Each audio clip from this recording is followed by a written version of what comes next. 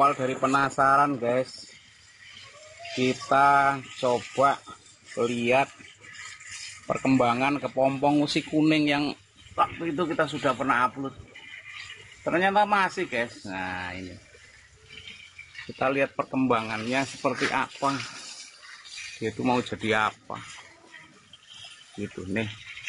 Ini kan kita bisa lihat tuh, kalau tempo hari daunnya kan masih hijau ya. Nah, ini daun tin ini yang kemarin. Nah, ini kan masih hijau. Ini sudah beberapa hari, sekitar ya 4-5 hari. Ternyata saya kebetulan ke belakang kok ternyata masih. Nah ini. Nah kita amati perkembangannya seperti apa. Nah, kita lihat, coba kita pegang.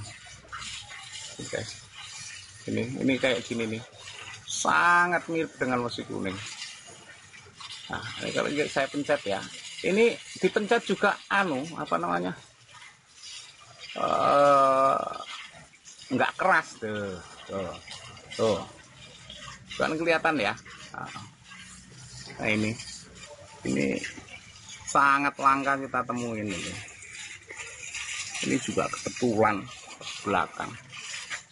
Nah ini ya kita amati, dan ini bukan kemudian direkayasa, ini memang bikinan dicantolin ke sini, bukan.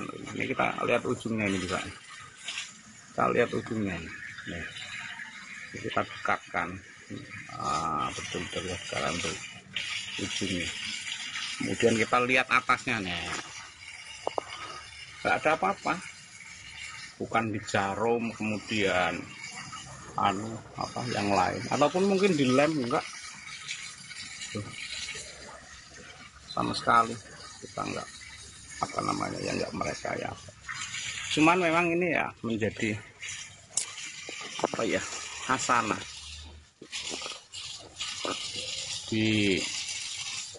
kalau saya berpikir ya, orang membuat sesuatu itu mesti ada cikal bakal atau contoh lah tidak, yang menjadi inspirasi.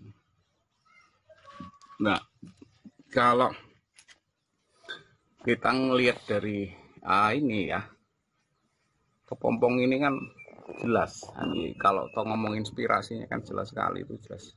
Salah satunya dari sini, coba kita lihat bagian atas. Nah, ini kan lazim sekali. Jadi kalau di usi kuning itu memang ada ujung yang berupa jarum ya, itu kita lihat ini ujungnya nih ya. Nah ini. Nah kalau kita lihat di kepompong yang asli ini, alam ya, ini seperti ini. Ini sangat mirip. Kemudian ada kerutan-kerutan ya, kerutan-kerutan yang ada di usi kuning. Nah ini kita lihat. Kita coba review ya. Nah ini kerut-kerutan, ini persis di kerutan-kerutan yang ada di usi kuning juga kayak gini. Kemudian dari sisi ini di kepala, artinya memang di bagian bawahnya, ini juga tumpul seperti itu, persis sekali.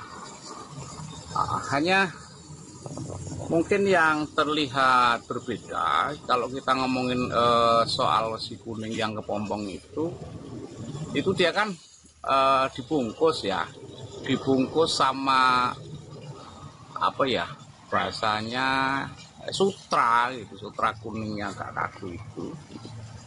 Jadi itu dibungkus sama itu. Jadi itu yang tampak membedakan. Tapi kalau kita buka bagian dalamnya, bungkusnya, sarungnya itu kita buka ya persis seperti itu. Dan guratan-guratan usi kuning itu juga nggak semuanya kuning, itu tetap ada celah yang seperti ini nih. Ini kan ada kayak tambah guratan itu, kayak ada 1, 2, 3 yang dari atas ke bawah ya. Ini ke bawah, kemudian sebelahnya lagi ke bawah, itu juga kayak gitu. Udah guratan yang ke samping itu juga tuh ya. Ada kalau dari atas kita hitung berapa itu, 1, 2, 3, 4, 5, 6. Itu kelihatan. Nah itu. Dan karena sebab ini sangat langka sekali, kemudian ini saya juga kebetulan pas ke belakang juga gitu. Kok saya ngeliat kan sudah beberapa hari, agak lupa juga. Kemudian tak lihat kok ternyata masih gitu. Ini. Jadi sekalian kita lebih amati. Kalau kemarin mungkin di bagian video yang awal kita ngelihat hanya selayang lah, nggak nyampe mengamati betul. Jadi kita lihat sekarang itu memang sisi guratan-guratannya tuh itu kelihatan juga gitu.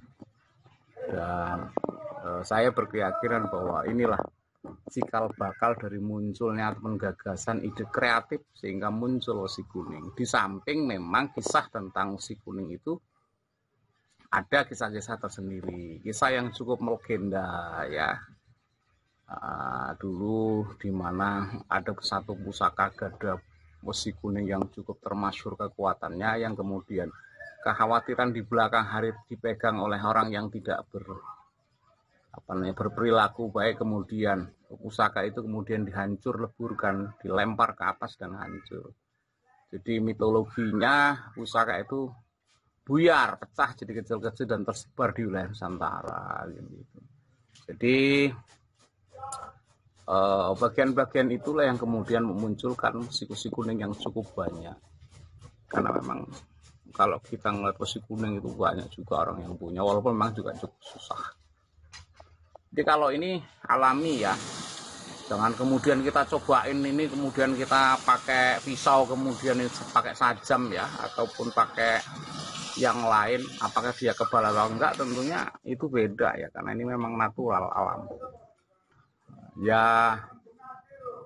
Ini perkembangan terakhir di beberapa hari yang saya juga nggak sengaja tapi akhirnya penasaran juga. Kemudian saya coba mereview tentang kepompong Wesi Kuning ini. Jadi informasi yang singkat ini kiranya menambah hasanah dari pengetahuan kita lah tentang benda pusaka. Ini sekitaran yang ada di di mana kepompong Wesi Kuning itu berada ini. Ini memang pohon tin, sahabat ya. Ini pohon tin. Situasinya kayak gini. Gak tahu apakah memang dia memang seneng ataupun ada, karena memang seneng di pohon-pohon yang mungkin ada zat tertentu atau apa. Nyatanya memang kalau kita nyari pohon tin aja kan juga sudah lumayan susah, nggak semuanya juga punya. Dan ternyata dia suka, ada, mau hidup, menempel lah ya, berproses. Nggak tahu ini berprosesnya beberapa hari, nanti juga kita coba. Kalau nggak lupa, tapi saya tidak janji. Kemudian kita lihat perkembangan nanti dalam beberapa hari, sekiranya ada perkembangan yang signifikan, nanti coba kita share ke video, kita share ke channel Video Jejak Budaya, sehingga ini menjadi tambahan ataupun referensi keilmuan tentang alam kita yang sama-sama kita cintai dan sama-sama kita jaga. Kemudian di sisi lain ini kaitannya dengan unsur budaya, ya ini salah satu benda pusaka yang dipercaya oleh masyarakat kita dan memang merupakan satu hasil karya dari mereka-mereka yang memang mampu untuk membuatnya, sehingga menjadi salah satu salah satu karya. Terima kasih.